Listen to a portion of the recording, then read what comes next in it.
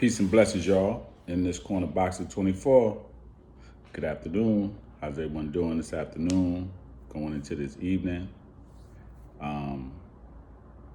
We here in this corner box of 24. Please subscribe to the page. Please hit the like button. Let me know how you feel about the video. Leave your feedback, your comments, and let's talk about boxing, right? So, I watched an interview back to back. I watched Timothy Bradley give his analysis on the fight and what he saw, what he didn't see. And then I watched a long interview with Virgil Hunter, former trainer Andre Berto, and his plea. He gave an emotional plea to Errol Spence on fighting this rematch. And a boxing mind is a boxing mind. Timothy Bradley has a great boxing mind, and so does Virgil Hunter as a trainer. And he said he was a all-around athlete as well when he was younger. And we know Timothy Bradley is a boxer, great boxer. He's in the Hall of Fame. He was an animal at 140. Beat some of my favorite fighters, Devon Alexander in particular. And, so I respect their opinions. That doesn't mean I always have to agree with them, but I respect their boxing mind and their opinion. And so it just takes me back to Saturday to this fight because, everybody now is looking for an excuse on why Errol Spence didn't fight good. So on one side, you got Errol Spence didn't look good. On the other side, you got Bud Crawford looked spectacular. So which one is it? It's like we got to try to weigh it. But we really, in my humble opinion, we really don't have to do that. Okay? So I'm going to piggyback off of something because, I don't like to take credit for saying things or making stuff up. If somebody said it, it is what it is. I'm going to piggyback off of something that Virgil Hunter said. And what he said was that the topic came up about the timing, and Errol Spence said something about the timing.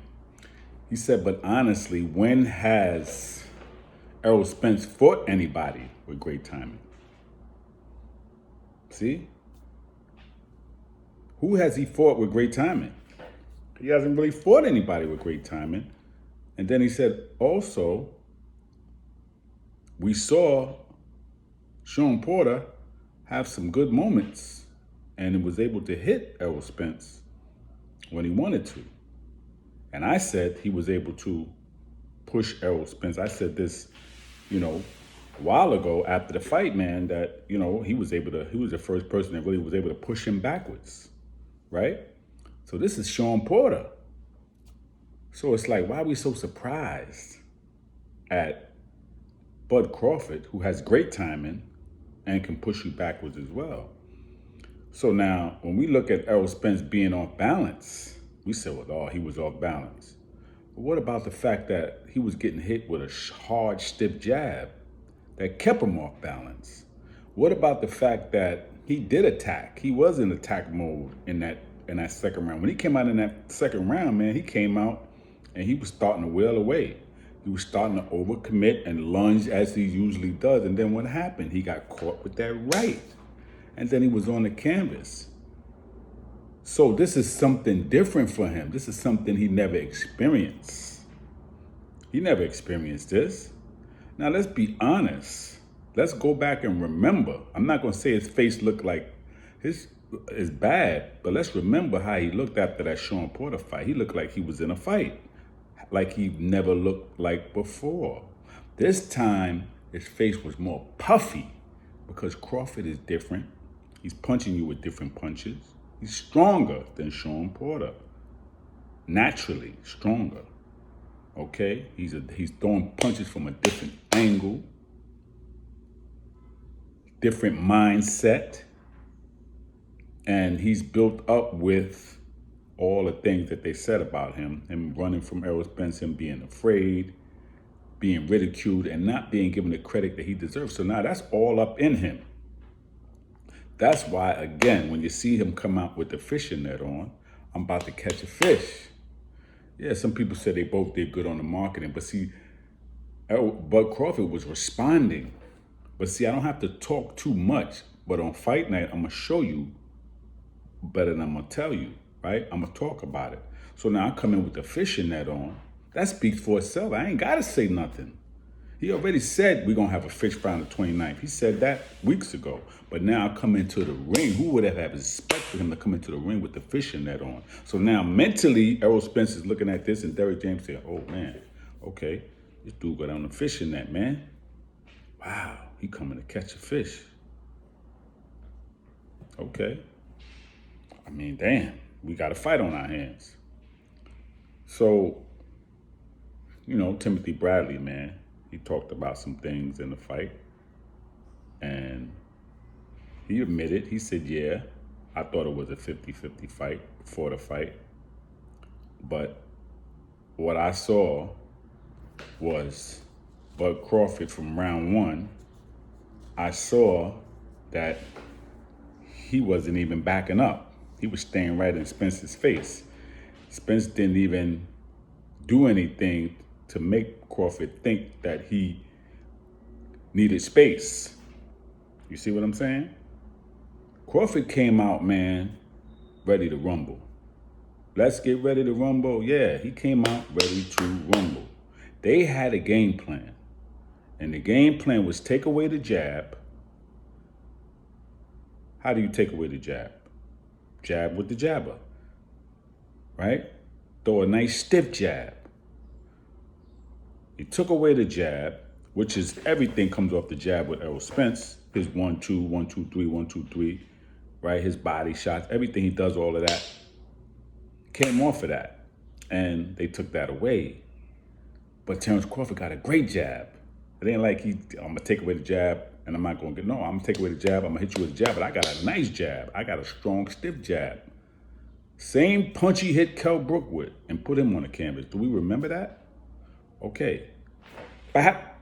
And then I pull back. You see what I'm saying? It's like a quick joint, man. It's stiff. I'm turning it over with my knuckles, man. But when I turn it over, man, I hit you, bap. I'm pull that shit right back. Pardon my language. I pull it right back. It's hard, it's stiff. Okay?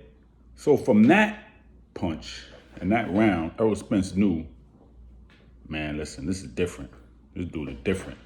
Even though I believe he knew it was different before the fight even got called in, before the first round even started. And you looked at Errol Spence and you looked at Crawford. Crawford looked mean and ready, and he looked to me, he looked worried. That's just me, what I see. And I could be wrong.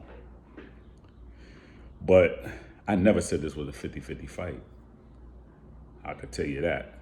And I can back that up by messages and responses and conversations that I had. I never said it was a 50-50 fight because I know how Errol Spence fights. He never fought somebody that pushed him back. Again, Sean Porter did a little bit. Sean Porter did do it a little bit. He did jump into him. He did push him back. But Crawford pushed him off of him. Like, come on, man. You ain't doing nothing. You know what I'm saying? So it's not about his timing was off. You fighting somebody with great timing. That got skill. Okay? That's strong. That used to wrestle. That got strength coming from the feet up. Leg strength. That's what you fighting. It ain't about the frame and how I look.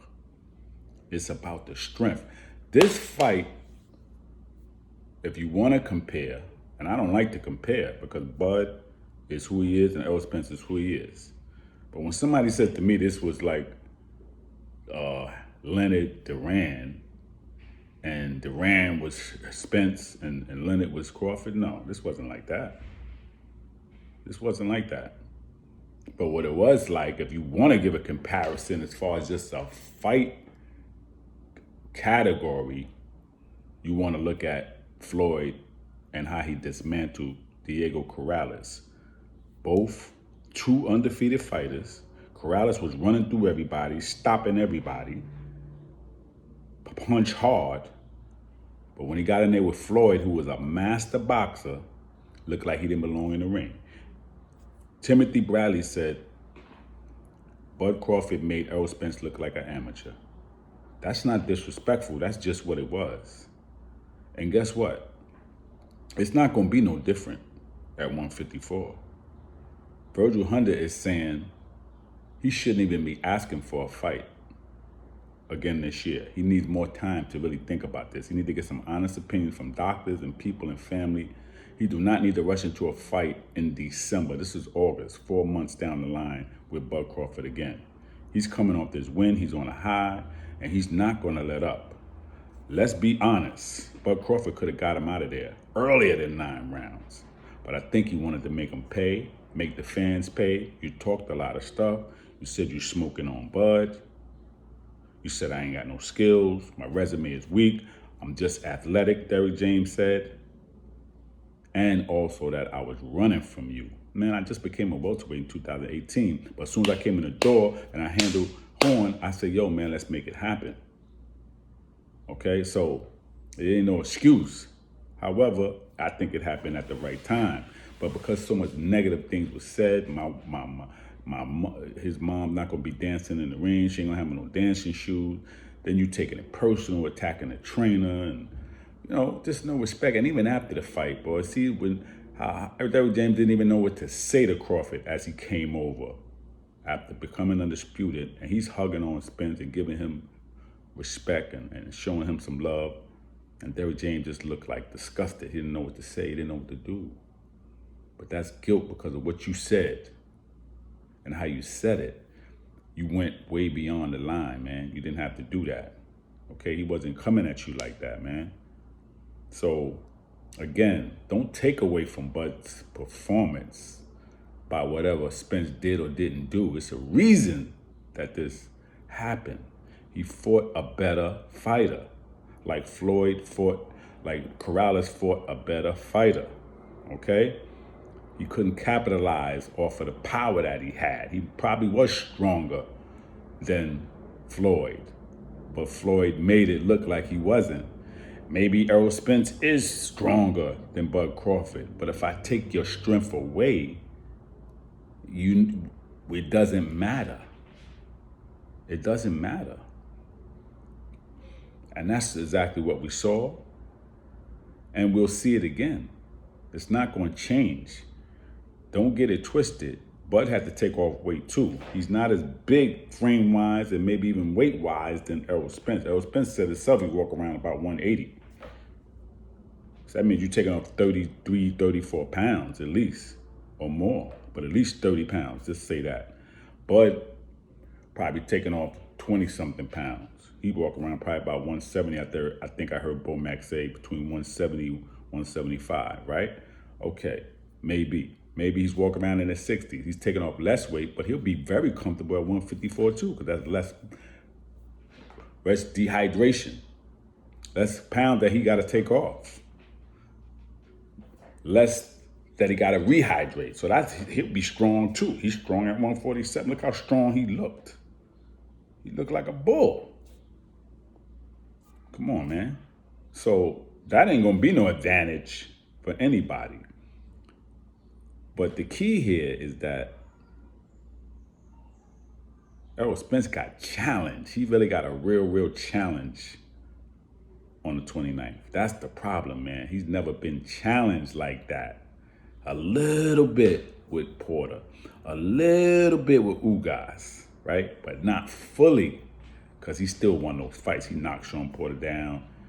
He stopped Ugas. And that's another thing, man. Listen, the car accident happened in October 2019. This is August of 2023. That was 4 years ago, okay? We're not going to talk about that. He was cleared to fight. Now, he got internal damages or whatever damage he got. If it was that bad, he wouldn't have been cleared to fight. And if he was cleared to fight and it was looked over, well, that's not Bud's fault. That's nobody's fault but his, okay? Because maybe he rushed back. But we can't take anything away from Bud.